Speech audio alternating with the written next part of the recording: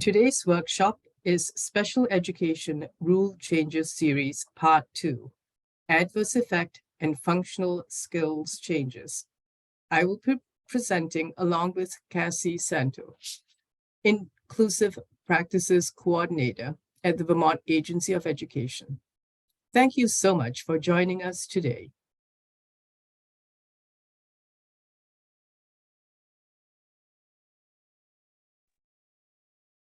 Hi, everyone. My name is Cassie Santo, and during this portion of the presentation, we are going to focus on the category of the rule changes that impacts our current practices related to adverse effect and the addition of functional skills as a basic skill area when considering adverse effect. We will share some resources related to this information, and then we will move on to responding to pre-submitted questions. Next slide. So I want to start by just centering ourselves with the historical perspective. In the early 1990s, Vermont introduced a rule to operationalize the concept of adverse effect. The stated purpose of the rule change at that time was to establish the consistent application of eligibility standards across the state. Evaluation and planning teams, or EPTs, were required to document 3 measures of educational performance in a basic skill area that falls at or below the 15th percentile, or 1 standard deviation below the mean of a standardized assessment. So essentially, to be eligible for special education in current practice, a student is falling below that 15th percentile on at least 3 different measures in a basic skill area. That is how adverse effect has been defined, and probably how many of you as parents have heard it during your meetings, that 15th percentile threshold at both initial and triennial eligibility meetings. So for 30 years, Vermont has been the only state to operationalize adverse effect in this way. Next slide. So this is all changing in July of 2023. Starting July 1, Vermont is returning to an eligibility definition of adverse effect that's actually in line with most other states.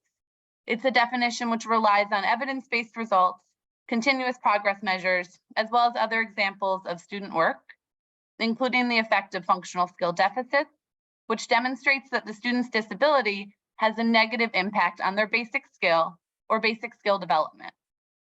So rather than wait until students fall into that lowest 15th percentile of their grade level peers, it's possible that earlier identification can be made, which might result in the provision of more timely and appropriate supports and services for students in need.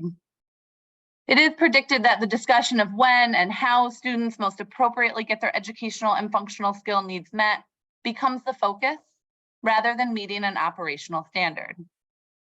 To this end, in addition to the basic educational skill areas that already exist, the new regulation includes functional performance as a basic skill for evaluation and planning team members to consider when documenting adverse effect for a student. We're going to take a dive into functional skills on the next slide, but just for reference, when we talk about basic skill areas under adverse effect and the addition of functional skills, that is where functional skills was added. Although the new regulation no longer requires the documentation of 3 measures of adverse effect for a basic skill area, those measures, which could be grades, performance on assessments, attendance, observations, samples of student work, all of those things should continue to be used to substantiate an adverse effect. And this includes evidence in that additional category being added July 1, which is functional skills. So another layer of this rule going into effect July 1 of this year is that functional skills will be added to the list of basic skill areas.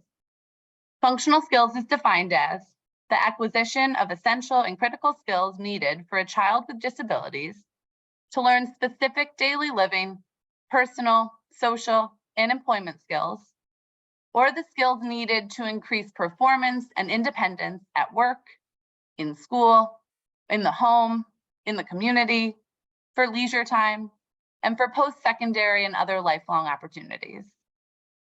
Functional skills reflects the student's current abilities, their strengths, their weaknesses, academically, socially, physically. This should always have been embedded in IEPs, so that's not necessarily new. And knowing this information about a student should always shape the goals of their IEP to inform how their learning differences related to functional skills impacts their ability to learn in the general education curriculum. The newness here. Cassie, Yeah. I'm noticing the slides don't seem to be advancing.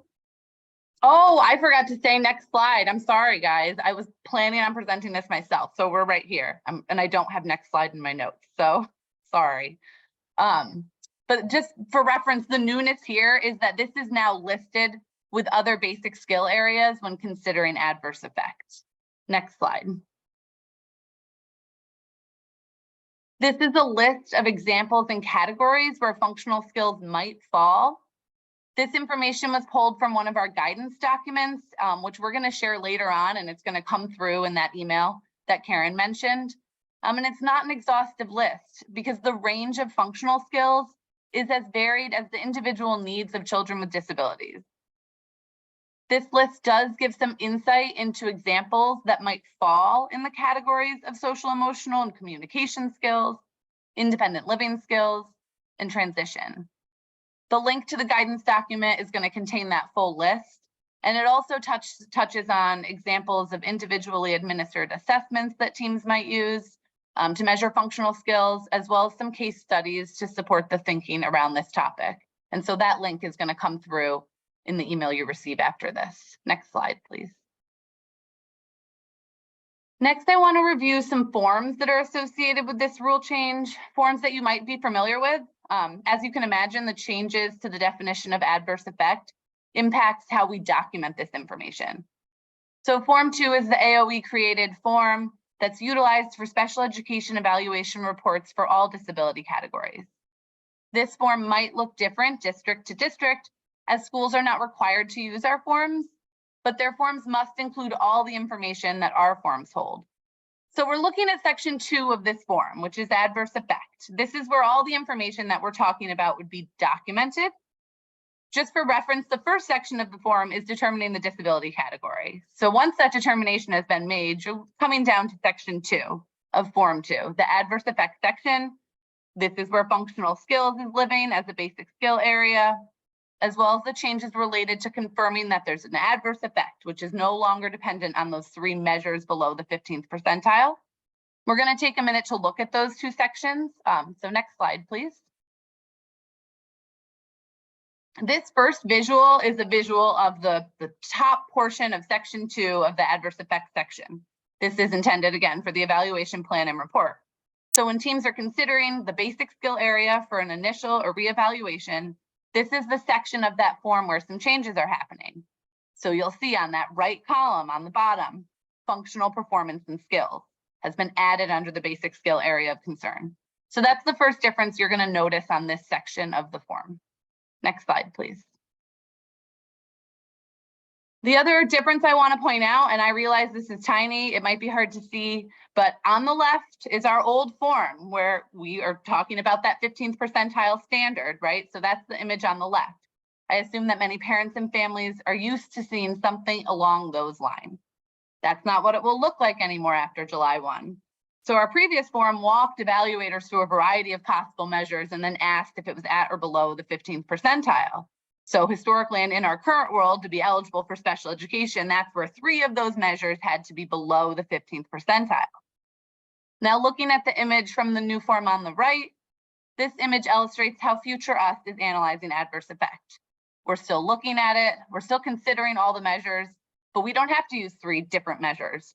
And we're no longer measuring adverse effect with that 15th percentile standard. We're just not going by that definition anymore. So when we analyze adverse effect, we are asking teams to consider if that measure demonstrates adverse effect. And that's a team decision based on the data the team has available to them when making these determinations. Next slide, please. I'm hoping that visual helps. I also wanted to give this in a textual format, even though I'm sounding very repetitive.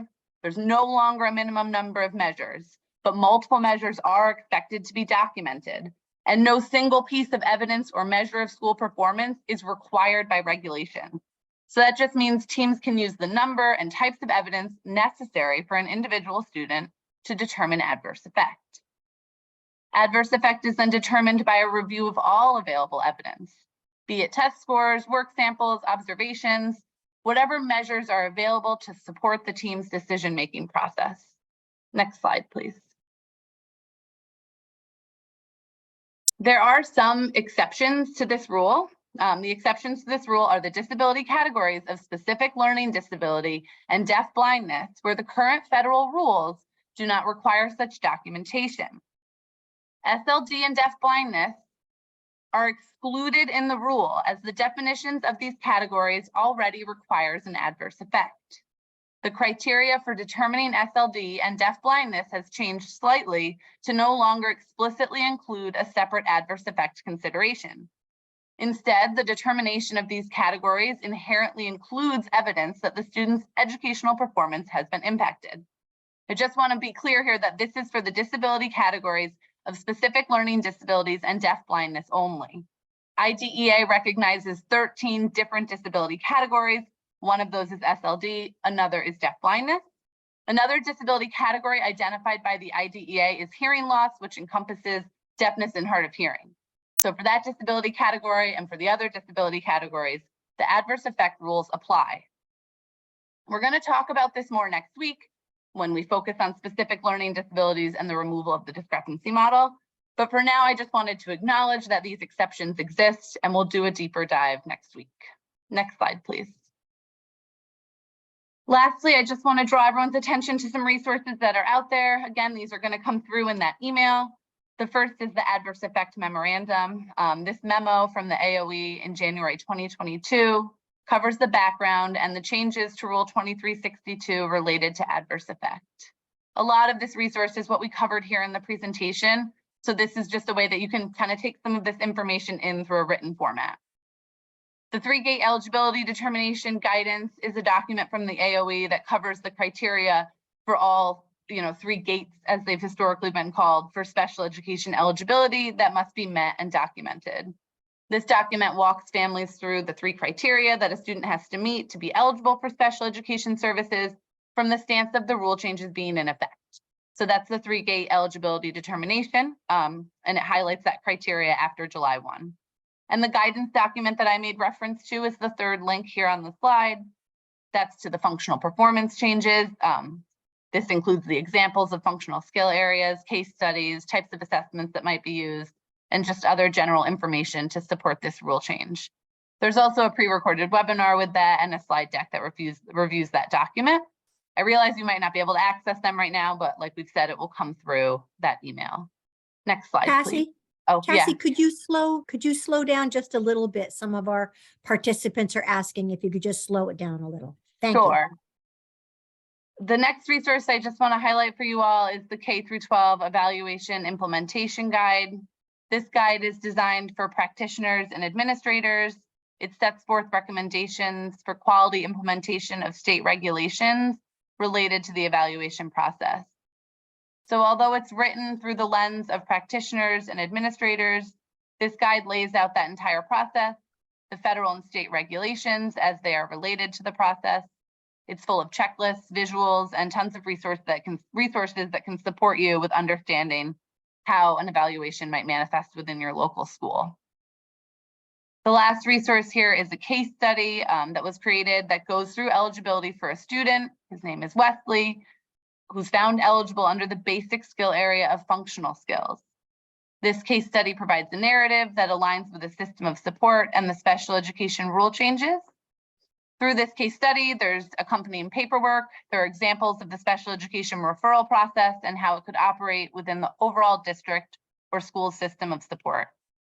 This is a case study that goes deeper than the others that you'll find in our guidance document. It has a 7-page narrative that walks the reader through one potential case of how this could look. Then it also includes examples of all that corresponding paperwork. So if you're curious how that adverse effects section might look when filled out, you could check that out. The parent input form, all of those are filled out and might offer some additional insight into the process and the corresponding paperwork. So I'm going to turn it over to Karen now on this next slide for the final resources, and then we'll talk about pre-submitted questions. Okay, thank you, Cassie. So this slide covers some of the resources available to parents. Our helpline that is staffed on weekdays from 9 to 4:30. Also, we have links to some workshops that we have done over the last year.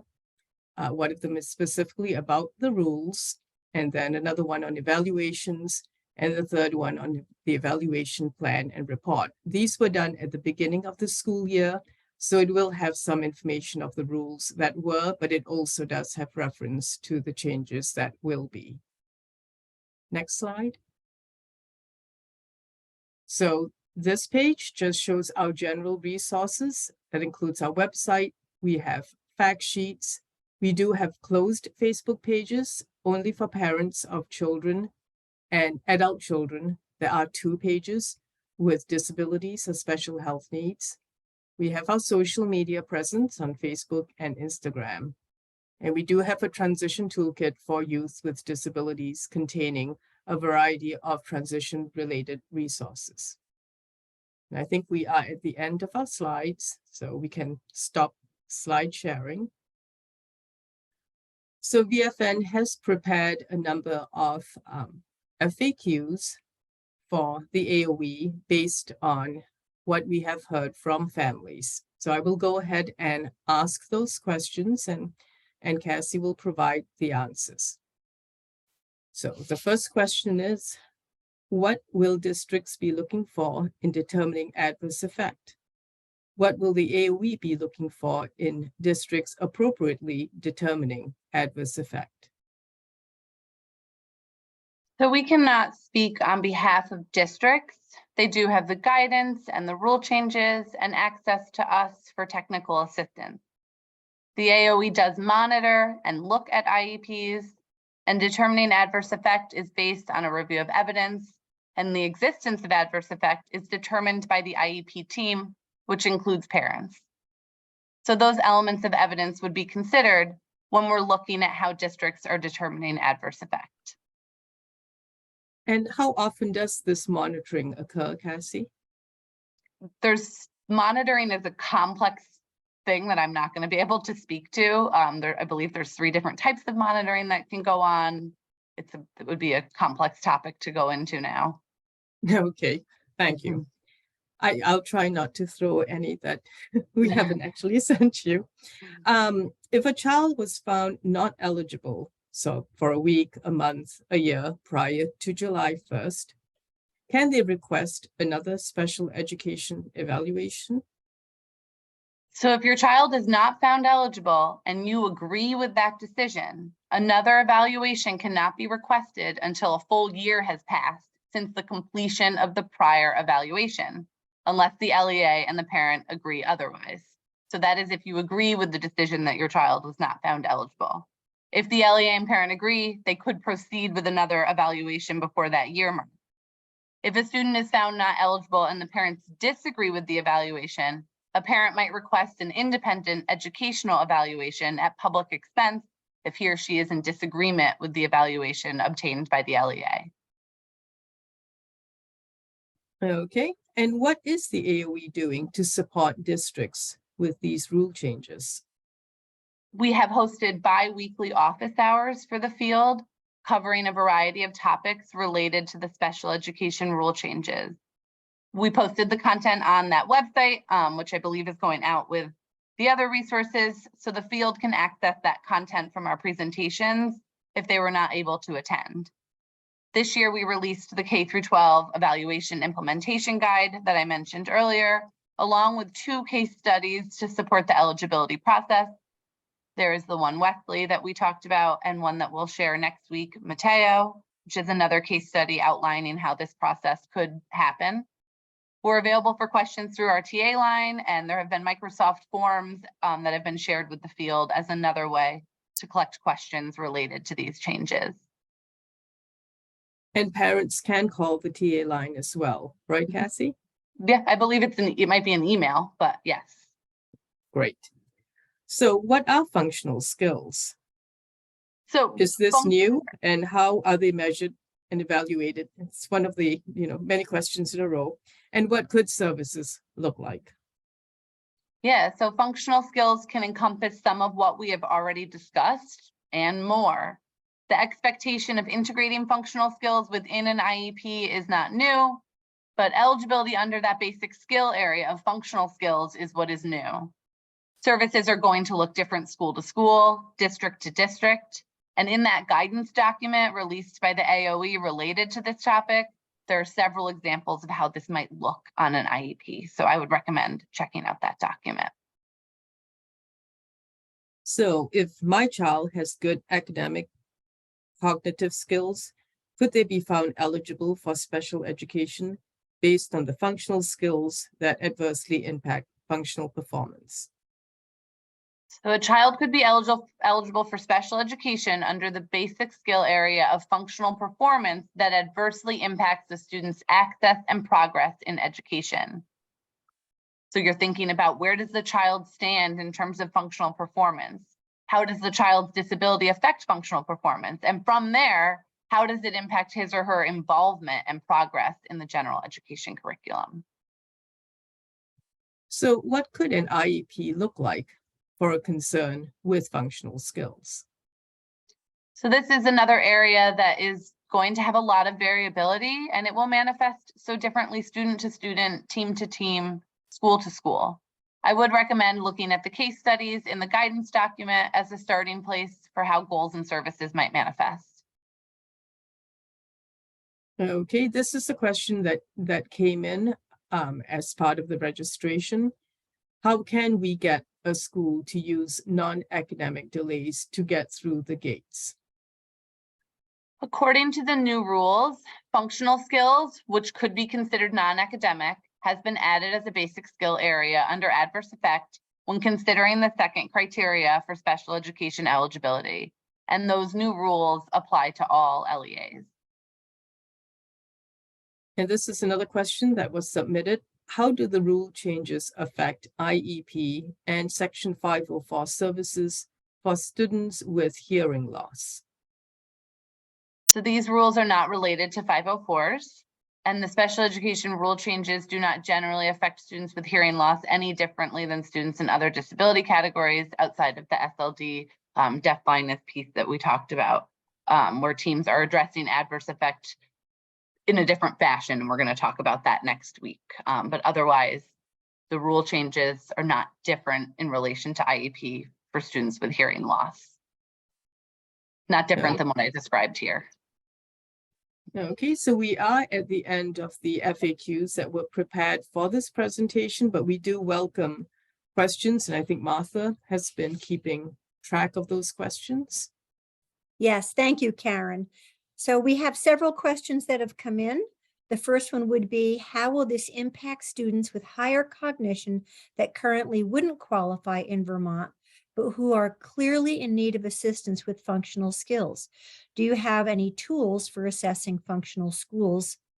Functional schools must be skills you can share. And I think those were included in the chat. Correct me if I'm wrong. The case studies in the guidance document? Yes. Yes. Okay. And for additional tools, I don't feel like I can answer this question, and this is one I'd like to bring back to my team, unless any of my other AOE folks want to jump in. Yeah, hey Cassie, it's Anna. I'm in the chat. I'm gonna put a link to the guidance to rule changes regarding functional skills and functional performance. It's a document that was released to LEAs in December, but feel free to check it out. Thank you. Here comes another question. My son had an IEP evaluation in March and was denied based on the 15%. They did not tell us about this change. They also said they could not do a reevaluation for a year. Is that true? My child cannot attend his regular school due to ED, PTSD from an assault at the school. And that's a great question. I know that you'd said earlier about waiting for a year, but if someone was evaluated and they were denied, and now the rule change has come in, how does that impact those that were denied? So just the important part about what I said earlier is that you have to wait a year if you disagreed with that decision. If that's going to be not part of the equation after July 1, I honestly don't. I'd have to talk to like our legal team probably about that, unless someone here from AOE knows, but I don't know. In terms of if you disagree, there are there are routes, and we didn't go into the layers of that legality because it's pretty layered. But if you could, the first thing you could do is request that independent evaluation if you are disagreeing with the results of the evaluation. And then from there, Anna, do you remember what all that next step? I mean, I think this is kind of like getting at the before and after the rule change. And so my advice to this family would be, you know, go back to the school and maybe have a chat with them saying, like, you understand that the rule changes will be in effect July 1st, I believe. Would they consider doing a reevaluation if both the parent, I believe, Cassie, you had a line in there, if both the school and the parent agree to a re-eval, that could be an option to go to. Yes, so even if you did agree with that initial evaluation, you can come back to the LEA now with the rule change and say, hey, I really think I'd like to have my child evaluated again. And if the LEA agrees, then you can proceed without that year mark being. Yeah. Okay. So I guess the question I would have then is, a parent could also, if this evaluation took place in March, they could go back to the IEP team and say, I've reconsidered my decision on agreeing to the eligibility. And at this time, I'd like to put in writing that I don't agree with the evaluation. I would believe that would be another path. Yes. We'll have to check into that because we're not off the top of our heads. I don't think we know the timing aspect of that, but I would try to remind people that the change is after July 1st. So if like today you were to go back and ask for the re-eval, you might still be in the same spot. Okay, thank you. And then I believe this is the last question. Due to the changes in assessment, oh, I think you've just addressed this. Due to the changes in assessment, can they be reevaluated more recently than a year? And so they I can. think, yeah, it's just going to be going back to that LEA and having that conversation. check the chat and see if there's anything else that has come in. Well, and I am thinking, Cassie, that one of the normal routes for dispute resolution, and perhaps that would be mediation, could also be, a parent could always engage in that as well, when there is a disagreement with the school. Of course, if the LEA were to disagree at that time, then that, yeah. Okay. And we're seeing in here some dialogue. A parent may not have disagreed with the information at the time because the rules were different then. Now the rules changed. Seems like the year wait should apply. And someone else responded saying that's not accurate. You can't change your agreement after you agreed and it became part of the eval report. No, I agree with Stephanie. You can't change if you already agreed to that eval report, you can't say, oh, now I rescind my agreement with that evaluation report. What you can say though is going back to your LEA and clarifying that you might want to reopen the evaluation. And if there's agreement on that, then you could reopen it before the year mark. Okay, and I see another question. Actually, the questions are now flying in, but we also have a hand raised. A Katie Lane Carnett. Can she unmute? Hi there, it's Katie. May I ask a question? I know that you're going to discuss deaf blindness, it sounds like, next time, but I had two initial questions I was hoping to ask in case they could be addressed today. My kid was qualified for special education under the visual impairment category this year, and she's currently being evaluated also for hearing loss. There's currently no auditory processing disorder evaluation available in Vermont. So we waited months and months and months to go to Massachusetts, and we're waiting for that process to be completed. And I understand we'll need to go through the New England Consortium for deaf blindness. And I'm wondering two parts. First, if she has a medical diagnosis of hearing loss combined with medical diagnosis of vision loss, does the LEA accept a deaf blindness qualification under those two diagnoses, or would we need to move through, for example, the New England Consortium first? And the second part is, I hadn't realized that deaf blindness would be treated differently in terms of adverse effect. And I'm wondering if there's something I could look up in terms of, is that a federal, is that something that's happening federally that needs to be qualified differently, or is that a Vermont state law? And how could I learn a little bit more about that in terms of a child's qualification for special ed? To be honest, the first question I have some feedback here. Sorry, I'm not able to answer the first question, but I will try to, I would recommend emailing it to me. Or I know Martha's gonna document some of this, but it would be great to have your email and we can like follow up together with that one, because I do not have the answer to that. Yeah. In terms of the difference between deaf blindness, I find it really helpful to look at that K through 12 evaluation implementation guide. Because while it sounds like it's a big difference initially, all it really means is that it's embedded in the definition of that disability category. So you're still talking about where you see adverse effect. You're still having those conversations. It's just that that adverse effect is essentially assumed within that diagnosis, that there is an adverse effect. I also see Tracy's question about, is there a reason Vermont combines deafness and hearing impairment from IDEA to just hearing loss? I don't have an answer to that. That would be, again, like more of a legal legislative question that I'm happy to look into after this. Thank you. We have another question. Could they do a record review with the new eligibility process using the eval results that are already known? Of course, yeah, that's going to, again, be up to the team decision. If the team all agrees that that's the best method for that individual student's re-eval, then that's a route they could choose to take. Okay. Let me see if there's any more questions. I'm not seeing any additional, but thank Jackie you. has a hand up, I think. Jackie? Good morning, everybody. I'm Jackie Kelleher, Executive Director of Vermont Family Network. I'm also the parent of 4 now adult children. So I speak from the parent perspective, fluent IEP in 504. And I'm just providing a comment.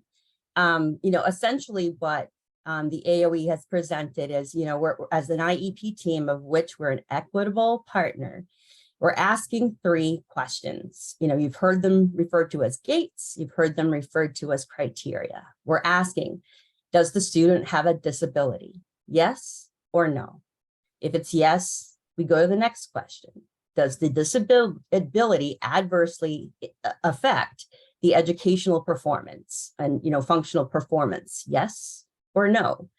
If it's yes, you move on to the third question is, does this child, need specially designed instruction? And if you got those 3 yeses, ding, ding, ding, eligible for special education. If they're not qualifying or especially designed instruction is not appropriate for the child given their needs, it might be a 504. There's a disability, they might need some accommodations.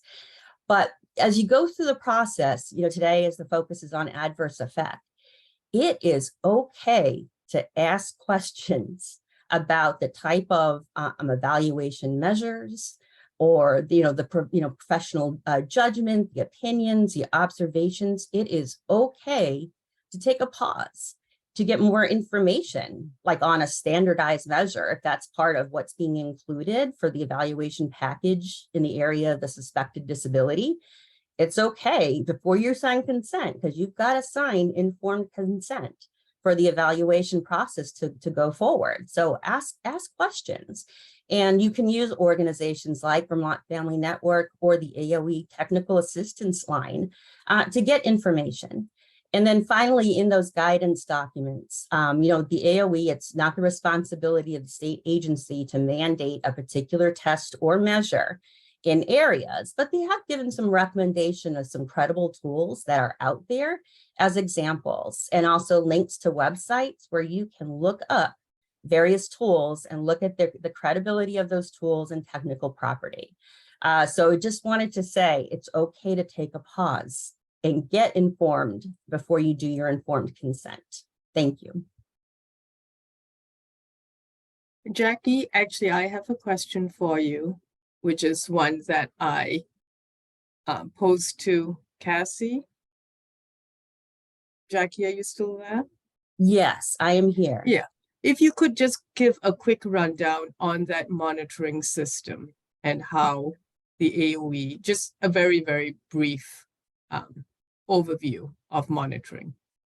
Well, I'll state by also saying on the AOE website, first, there is a link 2, general supervision system and monitoring, that spells out, there's a manual, there's all the process documents, all of that is open and available. Every 3 years, districts get reviewed through what's called cyclical monitoring. So that's a practice across the state. If there are some unresolved, some non-compliance issues, so if there were written findings of non-compliance, they would then perhaps go into what's called selective monitoring, where they are working more closely with the Agency of Education to correct that non-compliance and also getting technical assistance. And then there's also those that need more intensive intervention or are struggling to correct that non-compliance. Targeted monitoring is the third layer of support.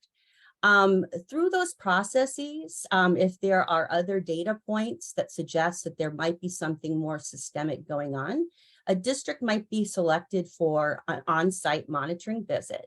And that's the example. I think there was a question earlier about IEP reviews, and that's certainly part of that process, is doing a review of student records and files, and looking for the compliance with all of those particular forms. It's a robust system.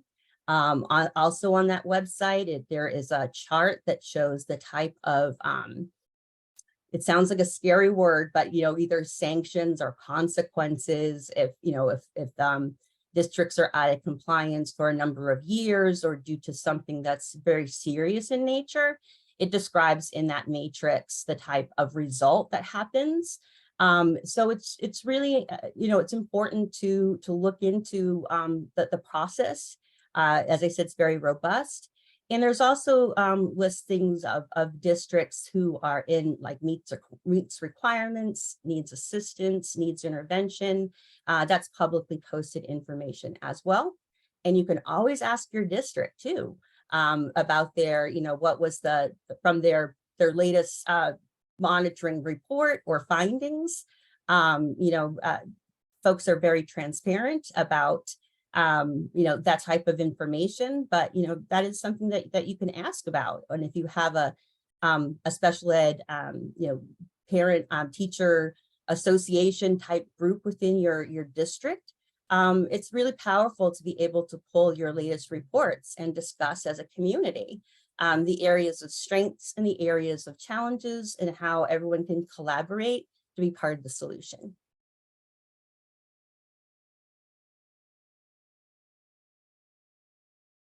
I don't see any more questions in the chat at this time.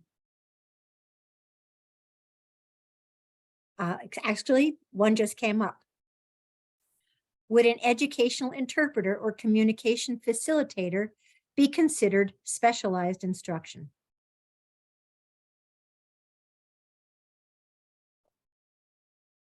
My instinct is to say yes, with the parameters though that person is the most qualified to be delivering that instruction, right? With all the other parameters in line with SDI, that might include collaborating. And I'm sorry, when I say SDI, I mean specially designed instruction. So that might mean that person is also collaborating with that special educator. Those layers in to support the specially designed instructor. But yes, I think in practice, they could be delivering that.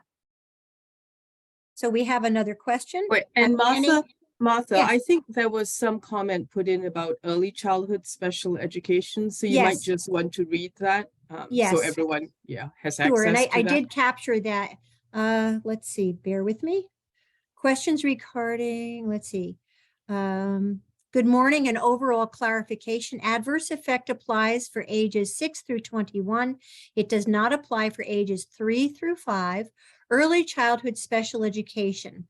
There are different rules for ages 3 through 5. Questions for ages 3 through 5 can be directed to Katie McCarthy at vermont.gov. Thank you. So we have another one. Have any on-site monitoring visits happened in the past couple of years that you are aware of? this is something that might be a question that we ask the monitoring team, not something I'm really able to answer. But I'm happy to bring it back to our team. Thank you. And sorry, Cassie, in the chat, I also put in the monitoring email and along with their monitoring webpage. So you'll be able to find some more of those monitoring questions and resources there. Thank you. And Jackie did put in our chat, SDI is defined in the Individuals with Disabilities Education Act, IDEA, as adapting as appropriate to the needs of an eligible child under this part, the content, methodology, or delivery of instruction to address the unique needs of the child that result from the child's disability and to ensure access of the child to the general curriculum. Thank you, Jackie. And I am trying to capture all of these in the chat. Let me see if there's anything else there. Bear with me. Okay, and I think our chat is quiet. I'm not seeing any additional messages at this time. So thank you. Okay, and Cassie has let us know that for the questions that she didn't have answers for because they don't fall in her area, she will take back to the Agency of Education and try to get those answers. So thank you again, Cassie, for this helpful information. For everyone, you will see a link to the evaluation in the chat. Please take a few minutes to complete it so we can make improvements and fulfill our grant requirements. We have one last question. I see that. Go ahead. Maybe for the next time, do we expect this rule change could be delayed another year at the last moment? I'm really unable to speak to that question, but happy to bring it back to the team. Thank you. So the last time the rule change was delayed, that was because it happened in the legislative activity. So the legislature session is over, and I believe there was no delay in any of that. So I would think there's no real mechanism for delaying at this point. So July 1st is it for all of this. So we have many more workshops coming up, and including session 3 of this special ed rules series. And as Cassie mentioned earlier on, the 3rd session will concentrate on the rule changes in the specific learning disability category. You can find details on our workshops on our homepage of our website. And you can also find links to our previously recorded ones, including today's and last week's. We have a ton of information on our website, and getting connected with us is easy. You can follow us on Facebook or Instagram, join our closed Facebook pages if you are a parent. You can also sign up for our monthly e-news or check out our YouTube channel. We are here to help, and as Jackie mentioned, families should feel free to call our helpline if you do have questions about how these rule changes might impact your child's IEP. So contact us by phone, contact us by email. So thank you again, everyone, and have a great day.